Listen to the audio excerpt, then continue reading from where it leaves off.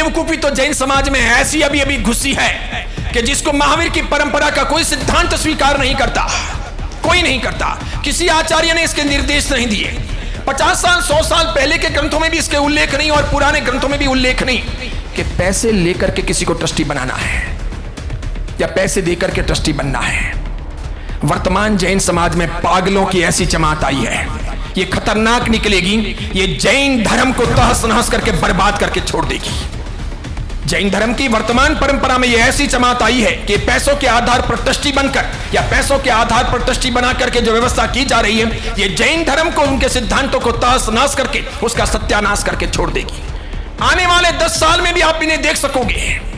तब मैं अगर दुनिया में नहीं रहूंगा तो आप याद करोगे कि मैं ठीक कह रहा था। ये बहुत बड़ा अपराध है कि पैसे लेकर किसी को ट्रस्टी बनाना या फिर पैसे देकर के ट्रस्टी बनना। और दूसरी बात, ये भी बहुत बड़ा अपराध है कि वंश परंपरागत ट्रस्टी बनाना।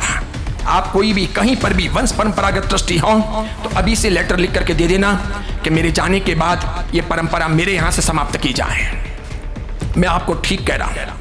आप अगर योग्य हो, समझदार हो, बुद्धिशाली हो, तिरना चाहते हो, डूबना नहीं चाहते हो, जैन धर्म को बर्बाद करना नहीं चाहते हो, महावीर के या महावीर की परंपरा के हत्यारे नहीं हो, तो लिख देना और लेटर दे देना कि मैं हूं वहां तक ठीक है, मैं थक जाऊं उसके बाद में मेरे बेटे को ट्रस्टी बनाना आवश्यक नहीं है। क्यों?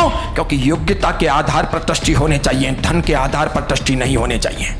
गुणों के आधार पर ट्रस्टी होने चाहिए, शक्ति के आधार पर ट्रस्टी नहीं होने चाहिए।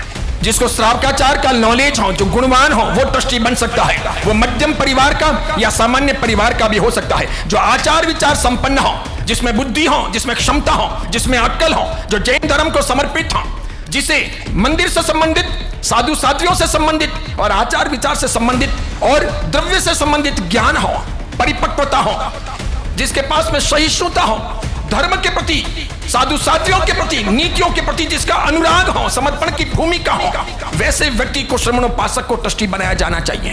धनवान को बनाना जरूरी नहीं है, गुणवान को बनाना जरूरी है। इसीलिए वंश परंपरागत बनाना जरूरी नहीं है। योग्य को कभी भी चुनना, उनके वंश में वैसे कोई ना हो तो ना बनाना। मैं आपको ऐसे एक नहीं 1000 उदाहरण आज दे दूं जहां वंश परंपरागत ट्रस्टी सीप रही है और उनके पिताजी के जाने के बाद में बेटों ने तो धर्म परिवर्तन कर लिया है और वो जैन धर्म के ट्रस्टी हैं, जो जैन धर्म छोड़ चुके हैं और वंश परंपरागत ट्रस्टी है।